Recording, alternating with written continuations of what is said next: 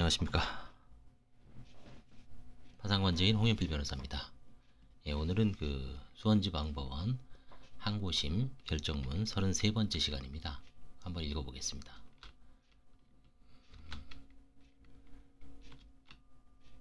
이거 좀 참고해볼 만한 재산분할과 양육비와 관련해서 아주 좋은 사건 같습니다. 한번 잘 살펴보시고 한번 유익있게 읽어보겠습니다.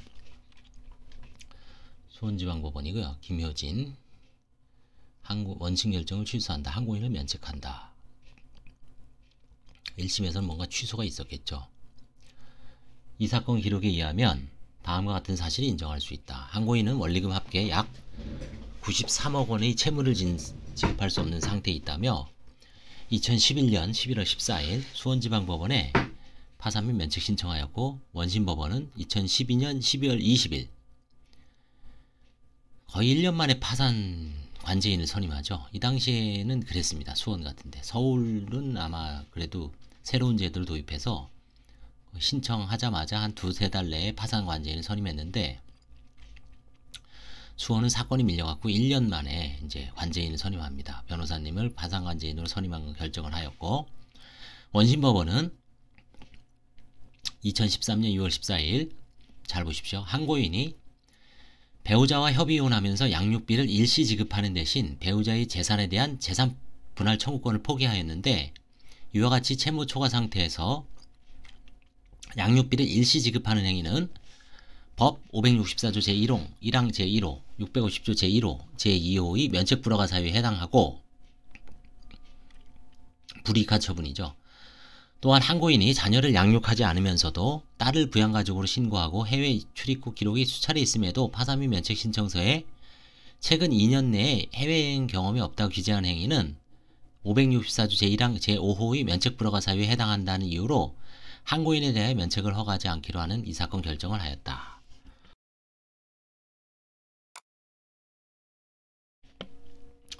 일반화할 수는 없습니다만, 제가 옛날부터 수원법원 1심 하급심 면책 불허가 결정에 이 해외 출국 이거 잘 안 쓰여서 그냥 나가리 된 사람들 많습니다.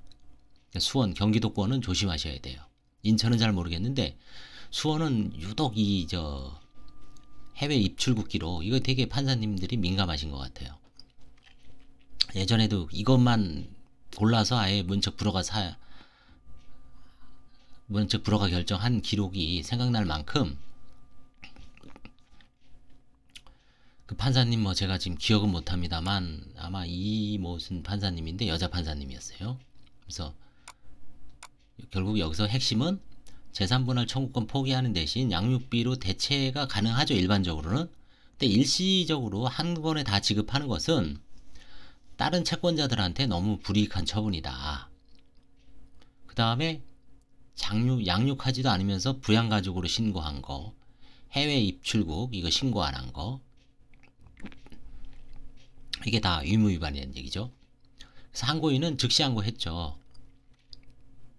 564조 제1항 제1호, 650 제1호는 이게 사기파산죄예요. 채무자가 파산선고의 전호를 불문하고 자기 또는 타인의 이익을 도모하거나 채권자를 해할 목적으로 파산재단에 속하는 재산을 은닉 또는 손괴하거나 채권자에게 불이익하게 처분하는 행위를 564조 제1항 제1호, 651조 제2호, 2호는 파산의 원인인 사실이 있음을 알면서 어느 채권자에게 특별한 이익을 줄 목적으로 한 담보의 제공이나 채무의 소멸에 관한 행위로서 채무의 의무에 속하지 아니하거나 그 방법 또는 시기가 채무자의 의무에 속하지 않은 행위가 있다고 인정한 때, 이 비본주 행위라 그랬죠.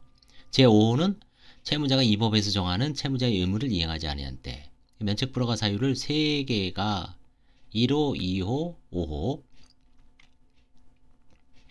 걸린다고 해서 불허가를 시켰습니다.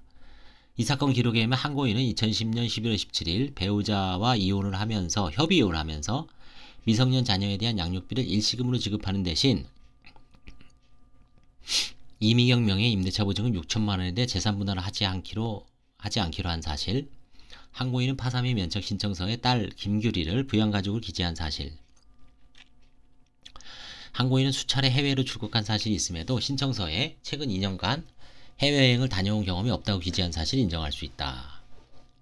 그러나 이와 같은 재산분할의 경위와 그 대상이 되는 권리의 성격 및 규모에 비추어 항고인이 양육비를 일시에 지급하는 조건으로 미성년 자녀에 대한 양육의 부담을 면하는 대신 재산분할 청구권을 포기하기로 하였다고 하여 그 행위가 제1호의 재산은닉이나 불이익한 처분행위 또는 제2호의 비본지 변제행위에 해당한다고 단정할 수 없고, 아니라고는 얘기했지만 속단할 수는 없던 얘기죠. 설령 그에 해당하고 부양 여부 및 해외여행 유무에 관한 허위 진술이 제5호의 의무위반 행위에 해당한다고 하더라도 기록에 의하면 인정되는 다음과 같은 사정, 즉 임대차 보증금 액수가 항고인이 전체 채무 액수의 0.006%에 불과한 점. 이거 몇 분의 몇이죠?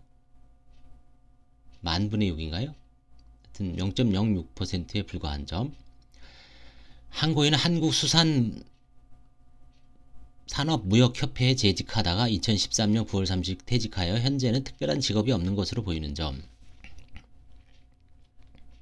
최근 2년간 해외여행 경험이 있는지 여부는 법 제302조 제1항 제2항 또는 채무자 회생 및 파산에 관한 규칙 72조에 정하는 기재사항이나 첨부서류에 해당하지 아니할 뿐만 아니라 항고인은 직업상 해외 출장을 간 것으로 보일 뿐 여행 목적으로 출국한 것은 아닌 것으로 보이는 점. 그래서 결국 재량 면책을 허가함이 타당하다 라고 해서 1심 판결을 취소하고 면책을 허가하고 있습니다. 그래서 이 사례, 이 판례가 시사하는 점이 많습니다. 지금도. 왜냐하면 저도 최근에 지금 두 사안을 문제가 됐는데, 뭐 결국 이제 재량 면책하기로 하고, 뭐 제가 결정하는 건 아닙니다만, 한 6천에서 7천 정도를 배우자한테 주고 전세보증금 정도입니다. 자녀 2명을 맡겼을 때 되게 일시적으로 한 방에 다 결정을 하죠. 근데 그게 이제 외관상 보면 다른 채권자들 입장에서는 불이익한 처분에 해당될 여지가 없지는 않습니다. 사실은. 그랬을 때 그거를 이제 애들 나이라든가 배우자의 직업, 다른 재산인 존재 여부 이런 걸 따져서 뭐 통상적으로 서울이든 지방이든 한 6천에서 7천 정도는, 특히 수도권 같은 경우는 지금 서울 경기권은 주거비용이 엄청 상승했죠. 전세보증금 6천 7천으로는 참 거주할 때가 마땅치가 않습니다. 월세 수십만 원을 줘야 돼요. 또 그런 측면에서 보면 그 자기가 번 수입의 또 상당 부분을 월세를 내면서 두 자녀를 양육까지 해야 되는 입장은 뭐 한부모 가족에 대한 사회적 복지 혜택이 있다고는 해도 살기가 녹록지 않죠. 그랬을 때 그 관제인은 그 행위를 과연 이걸 부인을 하든지 아니면 화해계약을 체결할 수 있는지 좀 고민되는 시점이 많습니다. 이런 비슷한 사안도. 그래서 하여튼 이런 잘 살펴보시고, 이혼 재산분할이나 양육비와 관련된 협의가 뭐 부인 청구 여부를 떠나서 부인 대상 혹은 면책 불허가 사유에 해당될 여지가 없진 않다는 점을 유념을 하셔서 잘 진행을 하셔야 될 것 같습니다. 그래서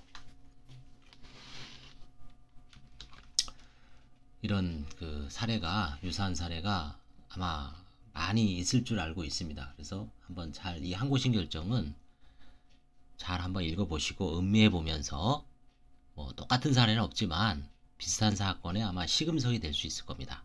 신청을 앞둔 파산 채무자나 대리인들한테 또 마찬가지입니다. 예, 감사합니다. 그리고 도움이 되셨다면 좋아요와 구독 부탁드리겠습니다. 감사합니다.